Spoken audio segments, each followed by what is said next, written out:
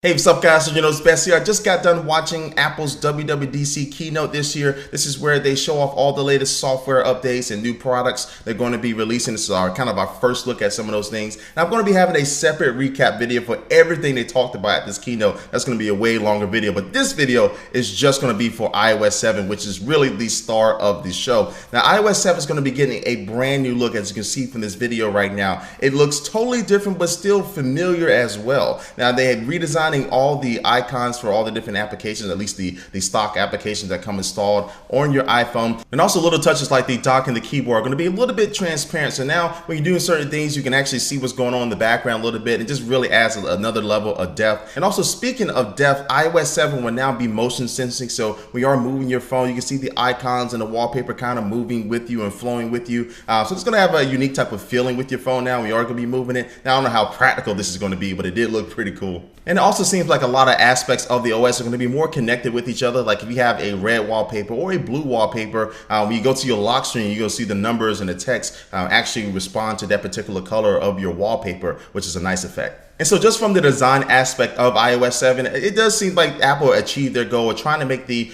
OS feel different, but also feel familiar at the same time. So when you do go to pick up a device that is running iOS 7, you're probably not going to need to read a manual to use it again, but it's going to still be something that's going to be a lot fresher than what we've seen over the past few years with iOS. Now, I mentioned that these stock icons are getting updates, but the stock applications are updated themselves as well to incorporate this new look. And you look at the weather's application, has a different type of format. It has different weather effects when it's raining and things like that. Now, we've seen that on other platforms already, but it's nice that they are adding that to that. Then the messages and mail application are going to be getting this new look and also some new gestures as well. So you can swipe from left to right to go between looking at a single message or all your different messages or emails. Then in the email app, if you do swipe over on a particular email, you can now have an option to just delete it, or you can have a little section there that has more options that you'll be able to do with that particular email. And also, Photos is getting a slight update where now you can have multiple pages in one particular photo. So now you can keep hundreds of certain applications in one particular photo instead of having to have 20 different photos for games and things like that.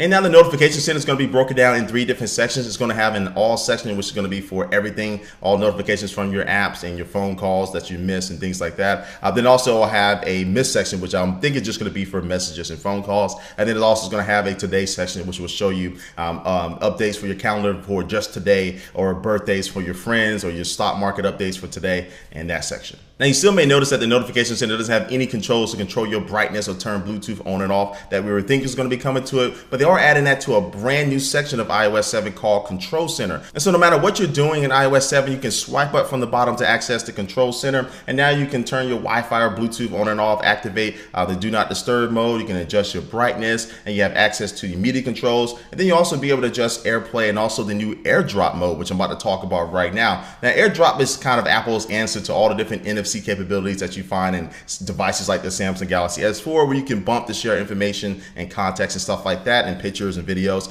But now AirDrop, which you've seen on the macOS 10 platform, is now coming to iOS. And so when you're using an app that supports AirDrop, you can now pull that up and it'll show you their share seat, is what Apple calling it. And it's going to show you all your different friends that are going to be close by to you. Now, they didn't really talk about how close your friends have to be, but they're going to have to be close. It doesn't look like it's going to be just worldwide. You can do this, but you'll be able to share a picture or a document or something with them very easily. And you can tap on multiple friends at once if you want to do that.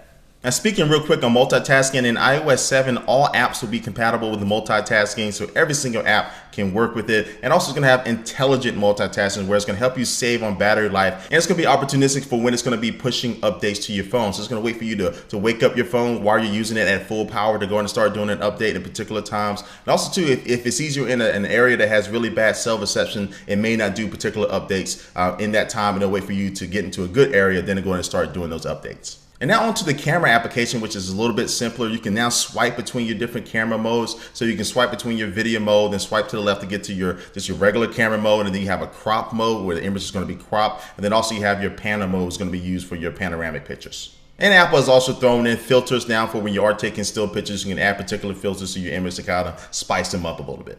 And then from the camera app to the photos app, it has a totally new look and function as well. Because now it can group your pictures together by location. So if you have location enabled, now you can see that you took a lot of pictures by your home, a lot of pictures by your kid at school or at Six Flags, and it just kind of groups them all together for you. And you can just go from groups of locations to certain countries and also all the way out to years. And you can browse through those photos from 2011 or 2012 and 2013. And now you can even scrub through those photos when you're zoomed all the way out. Just put your finger on that particular album, I guess, and now you can just move your finger, scrub through them to find the right picture, release, and it'll show you that picture. And then once you pick your favorite photo, you can now use the new shared photo streams, and you can share this photo with other people like your friends and family, and now they can also share into that stream as well, and they can add their own particular content. And now you can also share videos too. And what would be a talk about iOS if we didn't mention Siri? Siri now has a fresh updated look alongside everything else in iOS 7. When you're talking to it at the bottom now, you'll see sound waves moving. But now Siri is not just a girl anymore. Siri is now a boy. So it's also going to have a male voice option. You can hear it right now. And you can also choose a male voice. Hi, Eddie. What can I do for you? And we've got high quality, thank you. All right, so that's the voice of Dude Siri, but I'm thinking I'm gonna keep Siri as is in her female voice. I just like when she talks to me when I'm in bed and waking up. Anyway, well, that's the new voice options in Siri. But now Siri is also going to be a little bit smarter. You can now tell her or him to turn down the brightness of your screen or to turn Bluetooth on and off and things like that. And now with the fact that Siri can be integrated in more applications like Twitter, you can now ask Siri what is a particular person saying, like Charlie or Michelle G. What are they saying? And they posted something on Twitter recently. It'll go ahead and show me that. And now Siri is also a part of the new Apple initiative to get iOS in the car. So Apple's going to be working with other car manufacturers to bring iOS into the screen that may be already pre-installed into a particular car. And so now you'll be able to access Maps, iOS Maps, even though I may prefer Google Maps. But now you'll also be able to access Siri to tell her to send a text message and things like that. And your music and different stuff will be now incorporated into your particular car. And now there are a couple new features coming to the App Store on iOS. Now you'll be able to, based on your location, be able to find popular apps that have been downloaded near you. So now say if I go to the Cardinals game here at Busch Stadium in St. Louis, I'll pull this up. Now it'll probably show me apps like StubHub or the MLB app or Foursquare and things like that. And now probably the most important feature of them all is that applications will now download automatically. So just like in Android, your apps can just download. You don't have to worry about clicking in them and anything like that. So hopefully it's going to get rid of that red bubble on the App Store icon permanently forever. And now onto the music application, which is going to be getting a new look as well, just like everything else I've been talking about today. But you also have access to all your music, TV shows, and movies that are in the cloud. And then the one new feature in the music app is one thing that has been talked about for a while now. This is iTunes Radio. So it's looking to take on Pandora and everybody else out there like Spotify. And so this is basically going to be just like all of them now. You can create certain playlists with your favorite artists, and it'll play certain songs from that particular person and other people that are similar to them. But now you can also choose to have that song never play again. So say you are in a playlist, you don't like that song, you can choose to have it never play again, or you can have that save as a favorite. And so iTunes Radio is going to be coming to iOS and the Mac, and it's going to be ad supported but absolutely free. But if you want to get rid of the ads, you can simply join iTunes Match, or if you're already a member of iTunes Match, you'll be totally ad free. And so the last thing they talked about was this new activation lock. So now say somebody steals your iPhone, which is iPhone is a very popular item to steal. And so somebody steals your iPhone. Now you can completely erase that phone just like normal with Find My iPhone, and you can lock it and have somebody call you if they do find it. But now you can activation lock it. So now even they completely erase the phone, like get rid of all the stuff on there and reinstall iOS, they still won't be able to activate that phone with this new activation lock if they don't know your credentials. So that's one thing to know. It's going to be really good to kind of thwart off people trying to steal iPhones, but hopefully the thieves watch this keynote as well so they know this new feature.